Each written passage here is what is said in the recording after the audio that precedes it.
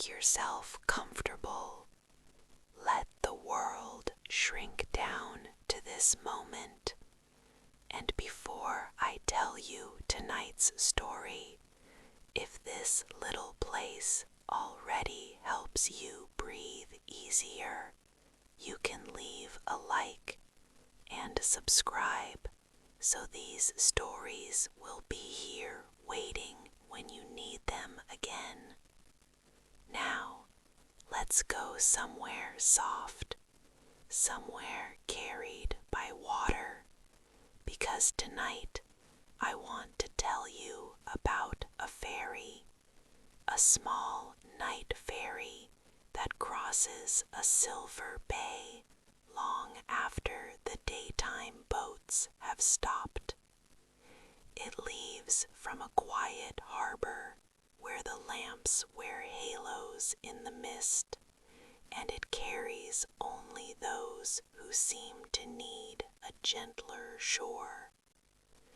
I think you would find it on a night when your mind has become a little too loud, when you want movement but not hurry, when you want distance but not loneliness. So imagine the harbor after rain, ropes dark with seawater, wet planks shining under lanterns, a gull asleep on a piling, and the smell of salt and clean cold air moving in from the bay. You walk to the end of the dock, and there it is, the ferry, small, white, with soft yellow lights at every window. Not noisy, not crowded, only waiting. On the side in faded blue letters are the words, Moon Bay Crossing, last ferry of the evening.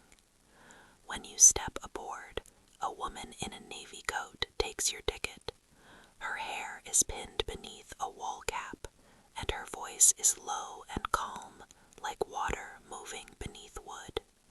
Welcome aboard, she says. Find a warm seat. The crossing is kind tonight. Inside, the cabin is lined with polished wood. There are blankets folded on the benches, a small brass lamp bolted to each table, and windows misted at the corners from the warmth within. Only a few passengers are there. A man reading a newspaper with no urgency at all. A girl asleep against her mother's shoulder. An elderly woman with a thermos cupped in both hands. No one is in a hurry.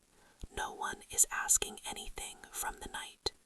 You choose a seat by the window, and the woman returns with a cup of tea. For the crossing, she says, as though this is something she always knows to do. The ferry pulls away with barely a sound, only a soft vibration through the floor, only the hush of water parting beneath the hull. The harbor slips behind you, its lamps growing smaller, its buildings gentler with distance. Ahead, the bay opens wide, black and silver, with a pale moon resting in it like a thought too quiet to name. You watch the water for a while, and very slowly, the motion of the ferry begins to work on you. The slow rise, the slow fall, the soft tapping of rainwater still clinging to the roof. After some time, the woman sits across from you. Most people think this ferry is about getting somewhere, she says, but it isn't really. Then what is it for, you ask? For letting the mind arrive after the body already has, she answers. That feels true at once, because even here, With the tea warm in your hands and the moon stretching across the bay, part of you is only just now beginning to notice that the day is over. The woman smiles a little and opens a small drawer built into the table. Inside are folded notes. Passengers leave them sometimes, she says, when the crossing gives them back a gentler thought.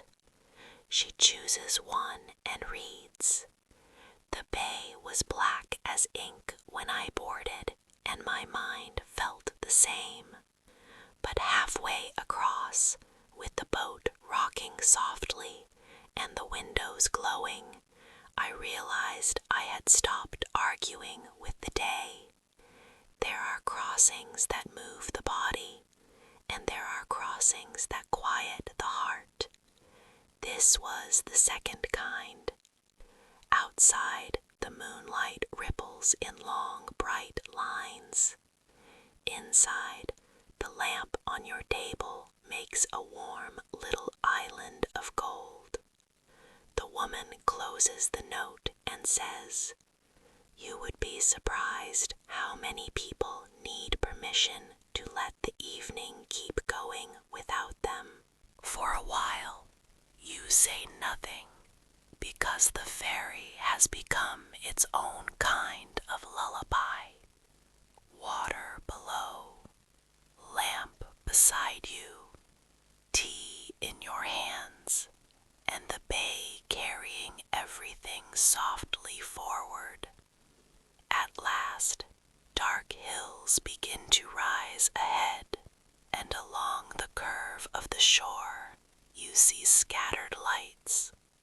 Moon Bay, small, quiet, curved like a cradle around the water. When the ferry nears the dock, the woman stands.